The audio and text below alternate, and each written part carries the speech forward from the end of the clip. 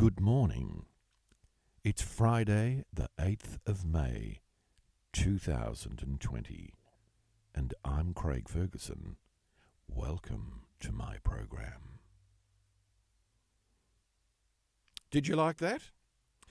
Just trying to mix it up a little bit and be a bit creative, and that was really creative. Yes, we've survived another week together, and it is the weekend tomorrow. Good morning, one and all, from my little room here in Basie. As you will see, I'm in full Fergie's Blairgowrie Cafe uniform this morning, and this is advertising. The proprietors of this cafe had heard about the popularity of this program, rang me up and have or offered me substantial money if I would wear their clobber. So here I am, and I look forward to receiving the money in the mail. They told me that the money is in the mail, so let's hope it arrives. So yesterday, as I told you, was Mum's birthday. I do need to provide a humble apology because I told you Mum's years on the planet were 84, and I even posted that on Facebook as well. However, I got a text from my mother saying it is 83, not 84. So apologies, and hope you had a good 83rd birthday. I know Wayne and Daryl drove up from the peninsula and went around for a visit. I couldn't go because I'm still awaiting my COVID-19 test results, which they said would be 24 to 48 hours. However, we are now up to 36 or longer. No. 24, 48, 72. I don't know. Anyway, I had the test done on at 10 o'clock. 10 o'clock on Tuesday. So here I am, locked in isolation here at home, which I must tell you now is getting very boring. I can absolutely understand those people that arrived in from overseas then had to go and be isolated or locked away in a hotel room for 14 days. I can now understand why they were going off their nut. Because, I've got the whole house to myself. I can go outside and walk around the house. And that's hard enough. But can you imagine being locked in a hotel room for 14 days? Not allowed out. And you know what most hotel rooms are like. I'm sure they weren't in suites.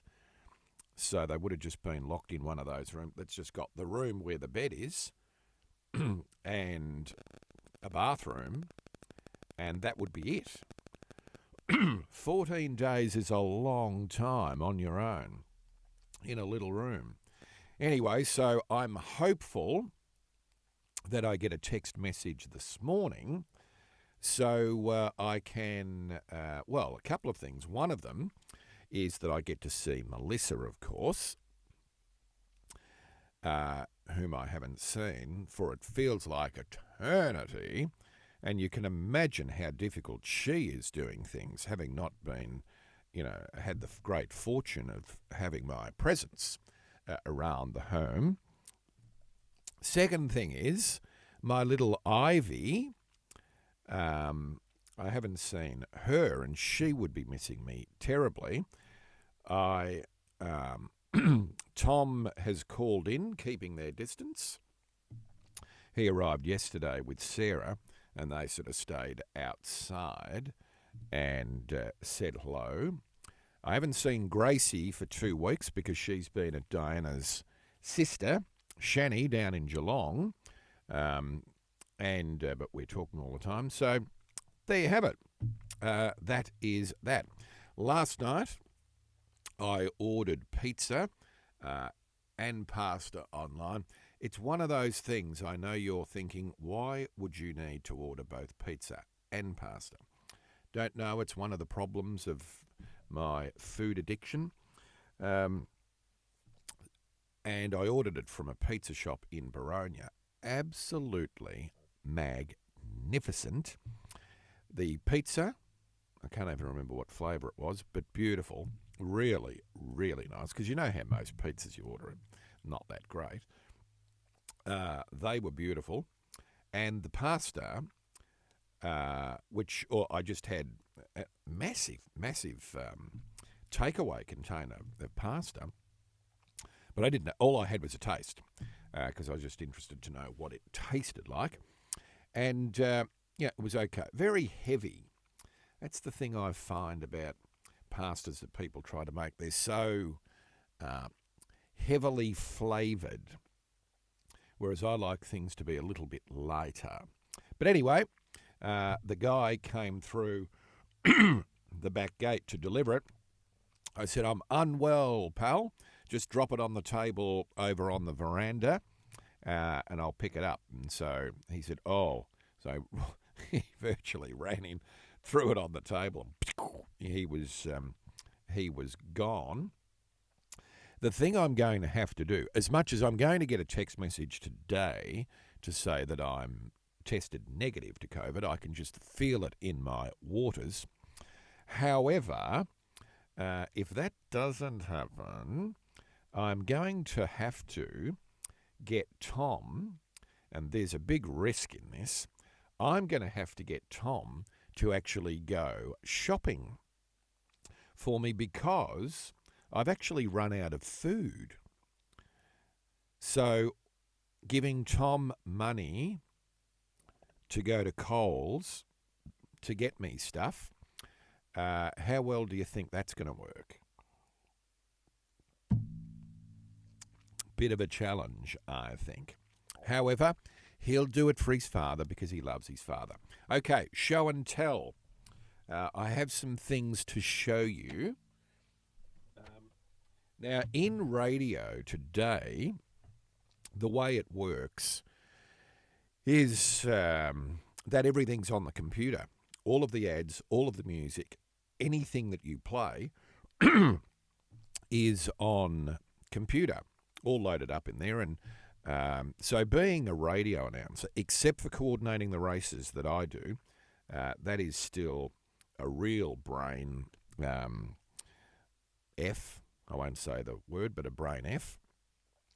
Because basically you've just got race, for the whole 5.5 hours that you're sitting there, you've got the air program, what's on air in your left headphone, and in your right headphone you've got all the race callers' voices, coming down the line at you, so you know when to cross. And so at the end of 5.5 hours of doing a racing shift, you're ready to explode. And even though everything that you play, like all the commercials, and not that you play music, but everything's on the computer. So all you do is tap the screen, and it shoots off all of the things.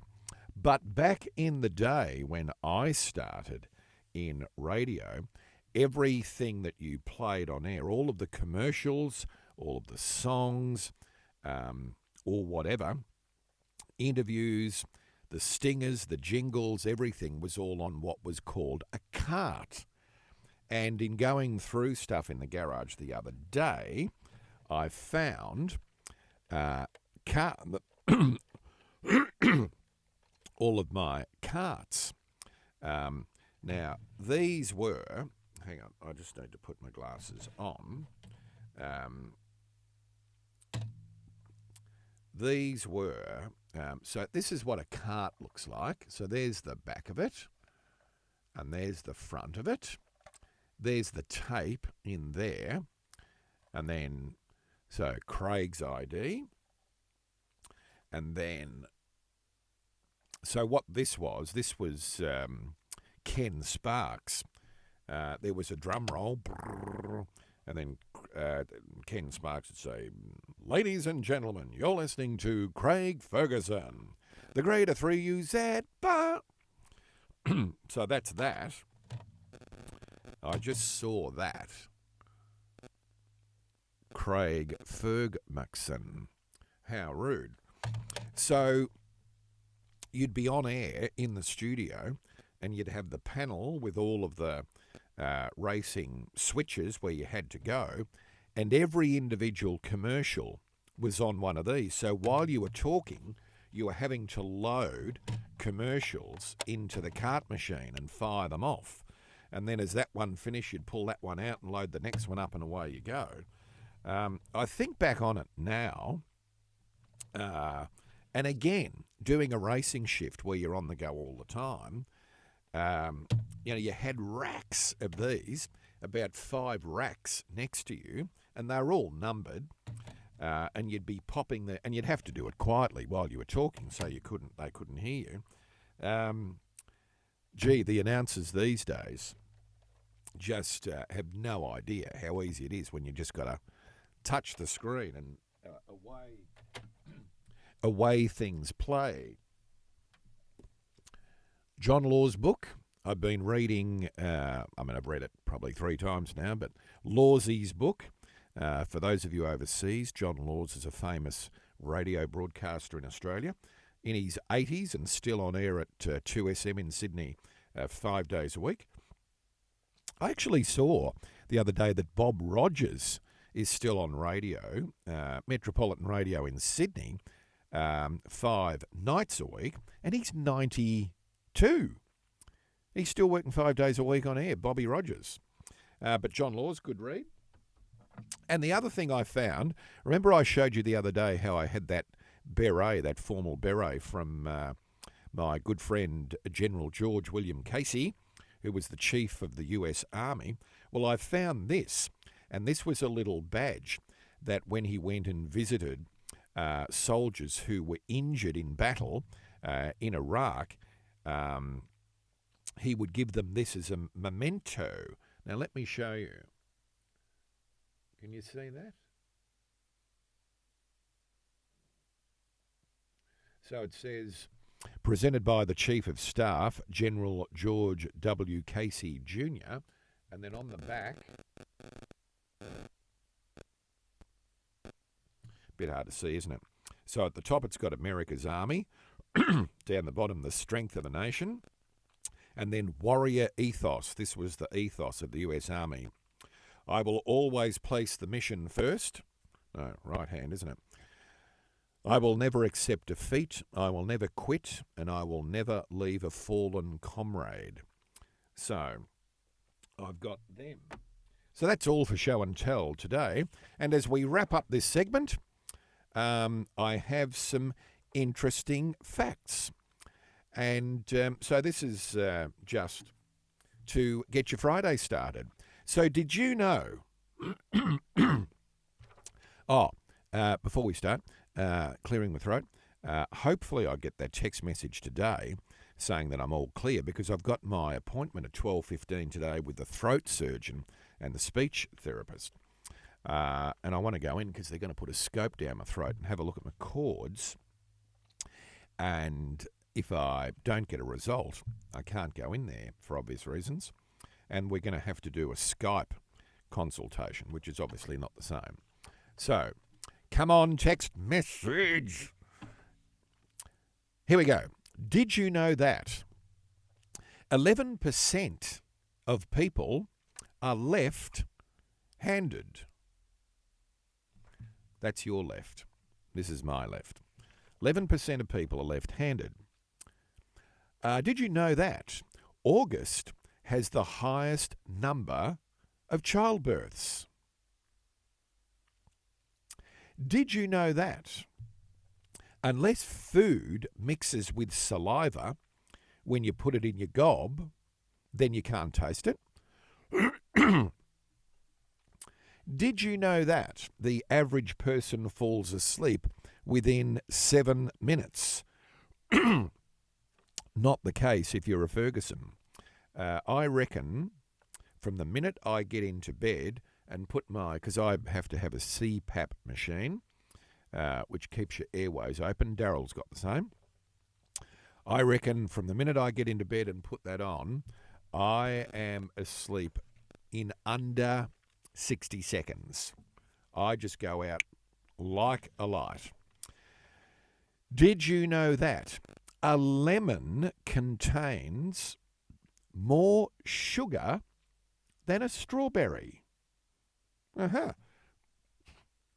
Did you know that 85% of plant life is found in the ocean? Did you know that the most commonly used letter in the alphabet is E? E is the most commonly used letter. And that the only continent in the world with no active volcano is Australia.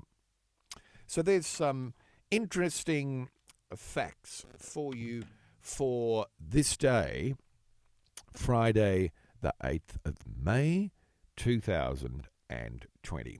That's it from me.